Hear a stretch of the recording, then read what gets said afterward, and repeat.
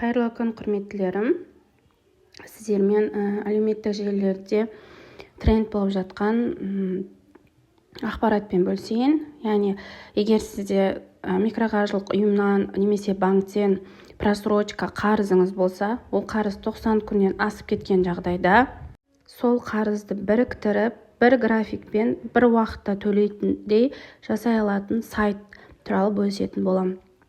Негізі ол сайт қызметін жүргізетін Қазақстан Республикасында тіркелген коллекторлық агенттік болып табылады.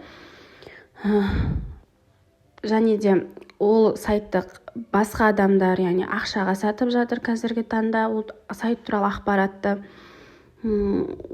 осы видео арқылы сіздер сайт туралы толық ақпарат аласыздар. Ол және тегін болып табылады. Егер ақпарат ұнаса, сіздерге пайдалы болса, лайкпен, соңында и комментариямен қосымша ақпараттар керек болса, қолдап отырыңыздар. Яғни ол үшін кез келген телефоннан, ноутбуктан, Safari немесе Google поисковик жүйесіне кіресіздер және jetu.kz деп ағылшын әріптерімен видеода көрсетілгенде тересіздер және кіресіздер. Кіргеннен кейін Jetu деген сайттың негізгі беті көрсетіледі және негізгі бетте бұл яғни коллекторлық агенттік туралы толық ақпараттар көрсетіледі. Қай уақытта, яғни 2024 жылдан бастап тіркелген, тіркеп лицензия негізінде жұмыс жасайтындығы және де олардың қызметі тегін екендігі, көрсеткен қызмет үшін комиссияны банктен және микроқаржылық ұйымнан алынатындығы туралы толық жазылған. Енді бұл сайтқа төбе жағында, яғни сіз өзінің жеке сәйкестендіру номер, яғни иініңізді теріп жазасыз. Одан кейін астына телефон номеріңізді теріп жазасыз. Яғни иін және телефон номерді теру арқылы сіздер сайтқа кіресіздер.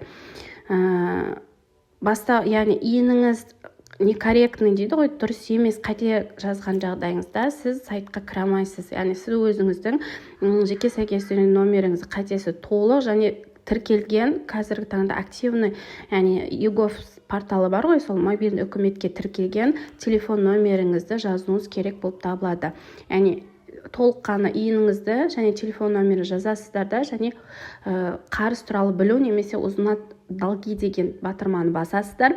И бұл жерде байқасаңыздар, сіздің жеке деректеріңіз оңайлықпен қолжетімділік бермейді. Міндетті түрде сіздер биометриялық сәйкестендіру, яғни Face ID дейміз ғой, Face ID-ден өтулеріңіз керек. Face ID-ден толық өткеннен кейін өзіңіздің почтаң номеріңізді жазасыз және де пароль создавать етесіз. Пароль создавать етіп толыққаны шаг по шагу жасап кіргеннен кейін сіздерге, яғни бұл неге коллекторлық агенттікке сіздердің қарыздарыңыз туралы деректер тізбек негізінде шығады және сол тізбектегі қарыздарыңызды рефинансированияға жіберу деген батырмасын басу арқылы сіздер графикке өтінім жолдай аласыздар.